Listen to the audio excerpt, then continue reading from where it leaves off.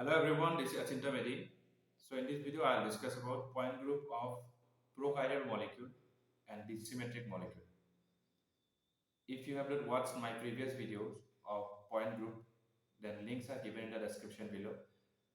And let's start this video. अभी इस molecule को हम देखना है, इस मॉलिक्यूल में कौन सा पॉइंट ग्रुप होगा। ठीक है, तो पहले तो हमको ये पता है कि इसमें ई तो होगा ही, सब मॉलिक्यूल में आइडेंटिटी एलिमेंट होता ही है। तभी बाकी और कुछ एक्सिस होगा क्या, एक्सिस ऑफ सिमेट्री होगा क्या। देखो, अगर आप यहाँ से इमेजिन करो, इस पिक्चर में कैसा दिख रहा है, ये carbon carbon carbon chlorine hydrogen, ये मैंने ऐसे जस्ट एक लाइन से इसको बॉन्ड बताया है। तो एक लाइन से अगर बताया है तो मतलब क्या है, ये कार्बन ये कार्बन ये कार्बन ये क्लोरीन और ये हाइड्रोजन एक प्लेन में है। ठीक है, ये पेपर का जो प्लेन है, इस प्लेन के ऊपर ही है सब कुछ, ये क्लोरीन हाइड्रोजन और ये 3 कार्बन। लेकिन ये जो हाइड्रोजन मैंने ड्रॉ किया है, इसको ऐसे डैश्ड लाइन से बताया है। मतलब ये क्या है, ये प्लेन के ऊपर है ये वाला हाइड्रोजन, और ये हाइड्रोजन प्लेन के नीचे है। अगर हम इसको घुमाएंगे तो कैसे घुमा सकते हैं, अगर इस तरफ से देखो, इस तरफ से देखो यहाँ से, तो क्या होगा, यहाँ पे 2 कॉर्नर दिख रहा है। ठीक है, तो क्या लगा सकते हैं हम, इस पर C2 लगा सकते हैं। लेकिन C2 लगाने से क्या होगा, ये क्लोरीन यहाँ पे आ जाएगा, ये हाइड्रोजन यहाँ पे आ जाएगा। ठीक उसी तरह ये हाइड्रोजन ऊपर है ना, तो ऊपर का हाइड्रोजन घूम के नीचे जाएगा और नीचे वाला हाइड्रोजन ऊपर आएगा। तो ये तो हाइड्रोजन है, तो वो सेम ही, अगर इंटरसेंस करेंगे भी तो हमको सेम मॉलिक्यूल मिलेगा। लेकिन यहाँ पे क्या देखो, ये क्लोरीन यहाँ पे आ गया, ये हाइड्रोजन यहाँ पे आ गया, कुछ ऐसा हो गया।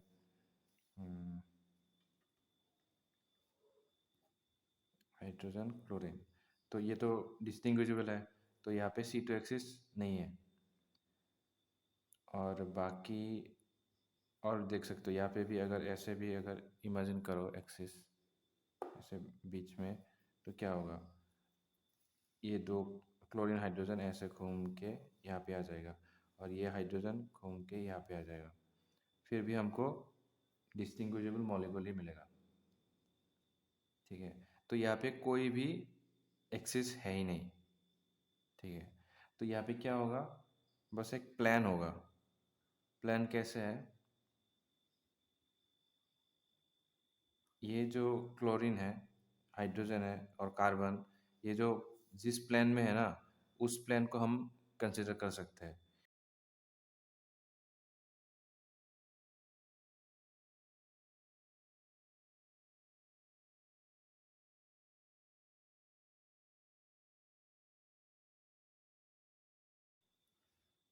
तो ये क्या देख सकते हो आप, ये जो प्लेन है, इस प्लेन के ऊपर ही है क्लोरीन हाइड्रोजन कार्बन, और ये हाइड्रोजन प्लेन के ऊपर है, ये हाइड्रोजन प्लेन के नीचे है। तो क्या करेगा ये प्लेन, ये क्लोरीन हाइड्रोजन और कार्बन के बीच में से जाएगा। ऐसा क्लोरीन है, यहाँ पे हाइड्रोजन है और यहाँ पे कार्बन है सपोज, तो प्लेन ऐसे बीच में से जा रहा है कट के। तो क्या होगा, अगर एटम को बीच में से काट के जाएगा तो हमको जो रिफ्लेक्शन मिलेगा, उसी एटम का रिफ्लेक्शन मिलेगा हमको इधर। तो दोनों तरफ तो सेम ही होता है, तो ये एक प्लेन हो गया, और ये इस प्लेन के ऊपर ये हाइड्रोजन है और ये प्लेन के नीचे हाइड्रोजन है, तो इसका रिफ्लेक्शन ये, इसका रिफ्लेक्शन ये, तो हम इस प्लेन को कंसिडर कर सकते हैं।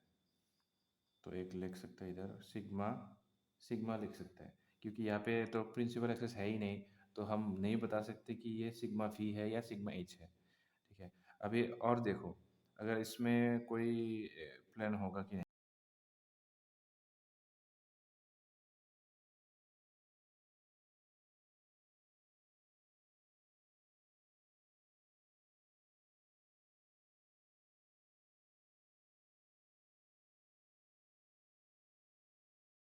ड्रॉ किया मैंने, ये ग्रीन प्लेन, ये हाइड्रोजन, ये तीनों कार्बन और इस हाइड्रोजन के इन सबको काट बीच में से काट के जा रहा है, और ये जो क्लोरीन और हाइड्रोजन का जो एंगल है उस एंगल को बाइसेक्ट कर रहा है। तो इस प्लेन के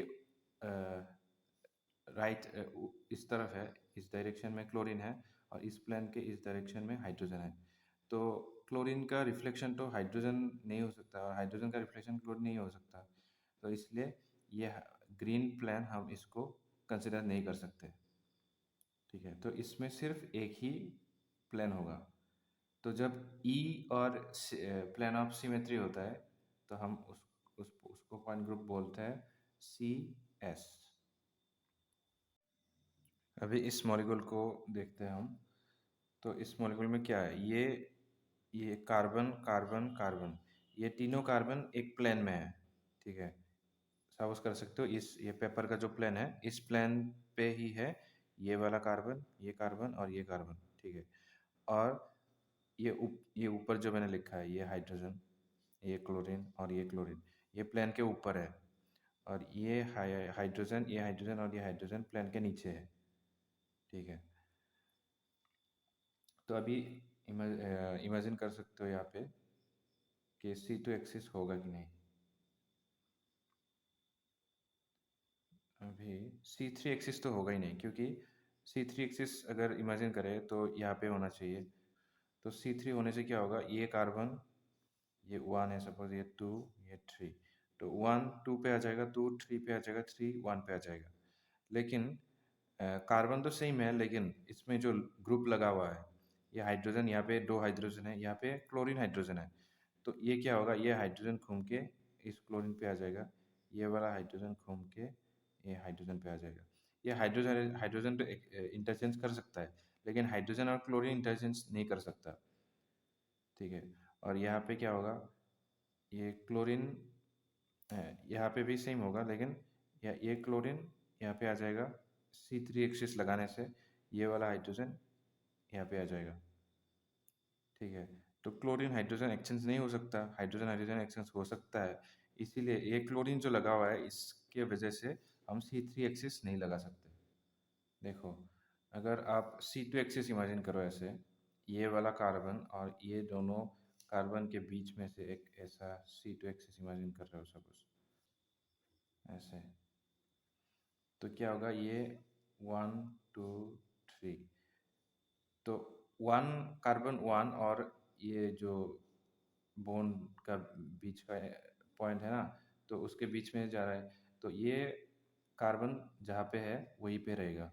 बस इंटरचेंज क्या होगा, ये 3 कार्बन 2 के जगह पे आ जाएगा, क्योंकि हम ऐसे इसको मॉलिक्यूल को 2 एक्सिस 180 से घुमाएंगे, तो ये ऐसे ऊपर ऐसे घूम के यहाँ पे आ जाएगा, और ये घूम के यहाँ पे आ जाएगा।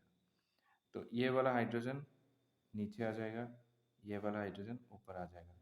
ठीक उसी तरह ये क्लोरीन ऐसे 180 घुमाने से क्या होगा, ये घूम के हाइड्रोजन पे आ जाएगा। ठीक है, ये हाइड्रोजन ऐसे घूम के यहाँ पे आ जाएगा। ठीक उसी तरह ये वाला हाइड्रोजन घूम के यहाँ पे आ जाएगा, ये क्लोरीन घूम के यहाँ पे आ जाएगा। तो देख सकते हो ये क्लोरीन और हाइड्रोजन एक्सचेंज हो रहा है, तो ये हो नहीं सकता, और ये क्लोरीन हाइड्रोजन एक्सचेंज हो रहा है, तो ये जो नया वाला जो कन्फर्मेशन मिलेगा वो इन डिस्टिंग्विशेबल होगा पहले से, पहले वाले से। तो हम यहाँ पे C2 एक्सिस भी नहीं लगा सकते। ठीक है, लेकिन आप एक प्लान इमेजिन कर सकते हो, कैसे, ये कार्बन और ये जो बॉन्ड है, बॉन्ड के बीच में से एक प्लान इमेजिन कर सकते हो।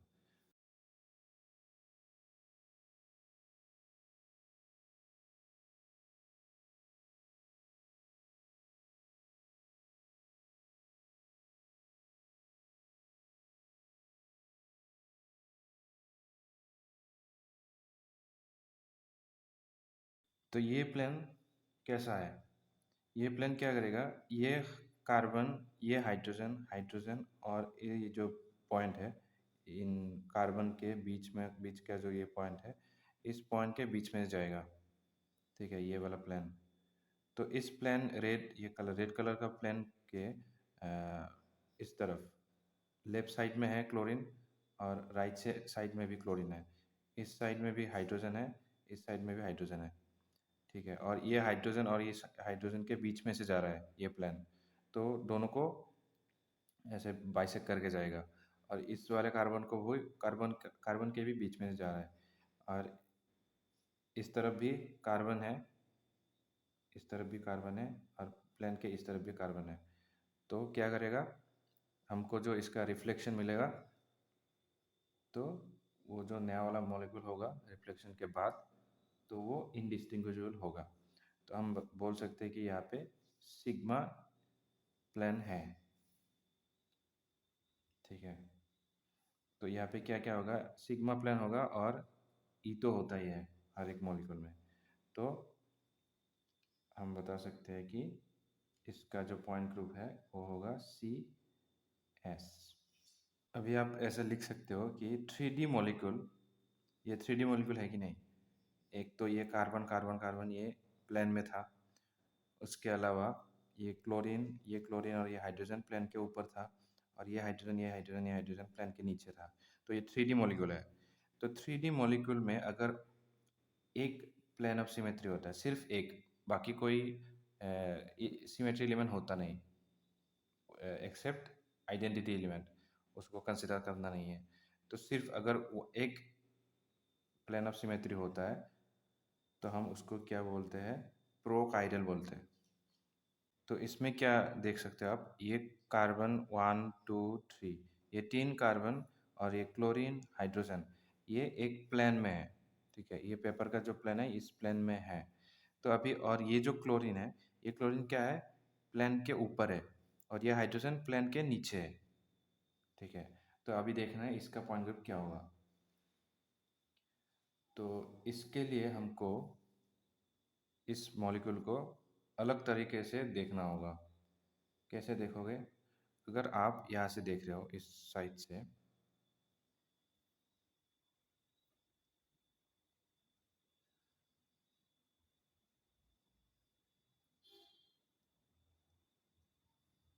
ऐसे इस तरफ से देख रहे हो, तो इस तरफ से देखोगे तो आपको मॉलिक्यूल कुछ इस तरह से दिखेगा।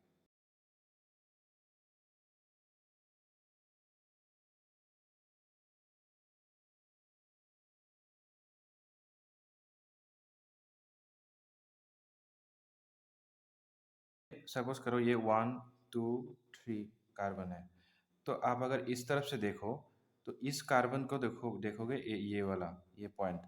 ठीक है, ये पॉइंट कार्बन 1 है, और बीच में एक कार्बन 2 है, वो हमको दिखेगा नहीं इस तरफ से देखोगे तो, क्योंकि ये कार्बन 2 इसके पीछे ऐसे छुपा हुआ है।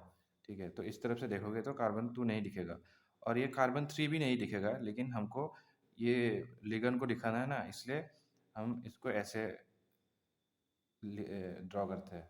ये कार्बन 3, ये गोल जो ये मैंने राउंड करके बताया ड्रॉ किया है, ये कार्बन 3 है। ठीक है, ये कार्बन 1 है और ये कार्बन 3 है। तो कार्बन 1 में क्या क्या लगा हुआ है, एक क्लोरीन है और एक हाइड्रोजन है। तो क्या अगर आप इस तरफ से देखोगे तो कैसा दिखेगा, ये क्लोरीन और ये हाइड्रोजन ये आपके तरफ है। ठीक है, और ये क्लोरीन और ये हाइड्रोजन उस तरफ है, पीछे है। ये आगे है, ये पीछे है। तो इसलिए मैंने इसको ऐसे ड्रॉ किया, ये क्लोरीन और हाइड्रोजन को ऐसे ऊपर ड्रॉ किया, जैसे कि ये एक प्लेन है, प्लेन के ऊपर ये क्लोरीन और ये हाइड्रोजन ऊपर ऐसे निकला हुआ है, ऐसे ऐसे क्लोरीन है और ऐसे हाइड्रोजन है। ठीक है, ऊपर की तरफ। और ये पीछे जो कार्बन है, ये इस कार्बन पे भी एक क्लोरीन और हाइड्रोजन है, तो एक क्लोरीन इस प्लेन के नीचे है। ठीक है, इसलिए ऐसे ड्रॉ किया। ठीक है, तो यहाँ पे क्लोरीन है, यहाँ पे हाइड्रोजन है। ये जो मॉलिक्यूल है कुछ इस तरह से दिखेगा आपको। अगर आप इस मॉलिक्यूल को इस साइड से देख रहे हो, तो ये ऐसा दिखेगा। मतलब ये क्लोरीन और ये हाइड्रोजन, ये क्लोरीन ये हाइड्रोजन आपकी तरफ है, ये क्लोरीन और ये हाइड्रोजन आपसे दूर है, पीछे है। ये क्लोरीन ये हाइड्रोजन, देख सकते हो आप ऐसा। और बीच में 3 कार्बन है। ठीक है, पहला जो आप जहाँ से देख रहे हो उस साइड से जो पहला वाला कार्बन है, उस कार्बन से क्लोरीन हाइड्रोजन ऊपर है। क्लोरीन हाइड्रोजन, ये क्लोरीन ये हाइड्रोजन, और नीचे बीच में जो कार्बन है वो दिखेगा नहीं, और पीछे जो कार्बन है ये वाला, उस कार्बन से भी एक क्लोरीन इस तरफ जा रहा है, एक क्लोरीन इस तरफ जा रहा है, ये क्लोरीन पीछे है, ये हाइड्रोजन है। ठीक है, तो इस मॉलिक्यूल को आप ऐसे देख सकते हो। ठीक है, ऐसा। तो यहाँ पे अगर आपको C2 एक्सिस देखना है, वो कहाँ से है, इस मॉलिक्यूल को थोड़ा ऐसे टिल्ट कर दो, ये ऐसे है ना, तो ऐसे ये इस मॉलिक्यूल को अगर आप ऐसे एक एक्सिस इमेजिन करो, ऐसे इस तरह से, इस तरह है, ये जो यहाँ पे है, यहाँ से ऐसे इस तरफ एक एक्सिस जा रहा है, ऐसे। तो क्या होगा, अगर एक्सिस ऐसे है तो ये ऐसे घूमेगा, यहाँ पे एक्सिस है ऐसे, इस तरह से, इस तरह से ऐसे जा रहा है इधर।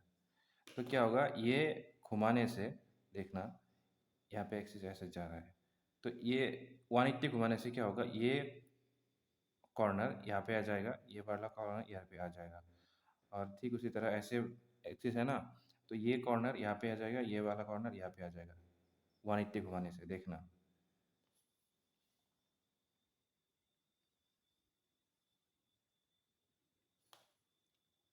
देखा, ये यहाँ पे आ गया, ये यहाँ पे आ गया, ये यहाँ पे आ जाएगा, देखना,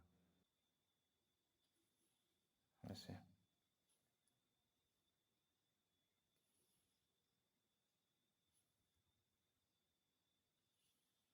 ऐसे, तो ये इंटरचेंज हो रहा है, ये वाला ये यहाँ पे क्लोरीन है, यहाँ पे क्लोरीन है, तो ये इंटरचेंज हो रहा है, यहाँ पे हाइड्रोजन है, यहाँ पे हाइड्रोजन है, तो ये दोनों इंटरचेंज हो रहा है। ठीक उसी तरह यहाँ पे देख सकते हो आप, ये क्लोरीन है, ये क्लोरीन है, ये इंटरचेंज हो रहा है, ये हाइड्रोजन इंटरचेंज हो रहा है, तो आपको C2 एक्सिस मिल जाएगा इधर। ठीक है, लेकिन यहाँ पे आप कोई भी प्लेन नहीं इमेजिन कर सकते। क्लोरीन हाइड्रोजन जिस भी प्लेन में है, उस प्लेन को कंसिडर कर सकते हैं। देखो, ऐसे कंसिडर किया, ऐसे।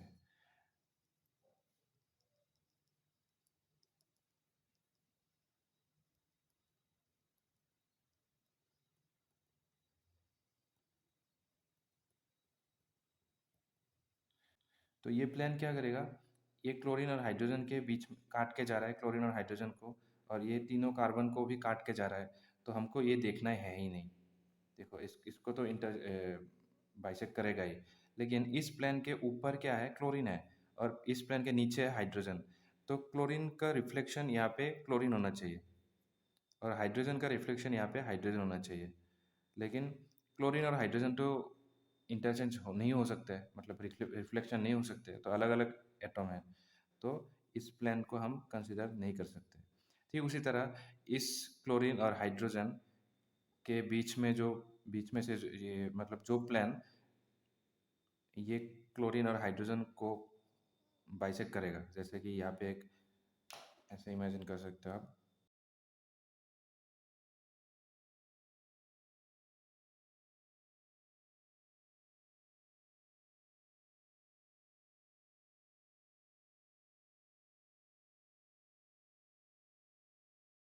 प्लेन क्या करेगा, ये क्लोरीन, कार्बन और हाइड्रोजन इसके बीच में से जा रहा है, कट के जा रहा है।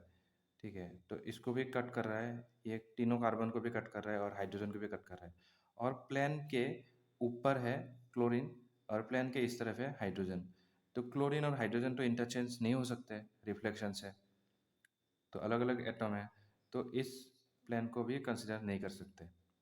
ठीक है, तो इसमें सिर्फ C2 एक्सिस है, E प्लस C2 एक्सिस। तो जब सिर्फ E और axis of symmetry, axis of symmetry होता है, कोई प्लान वगैरह नहीं होता है, तब हम इसको जो पॉइंट, इसका पॉइंट ग्रुप है वो उसको ऐसे लिख सकते हैं, CN।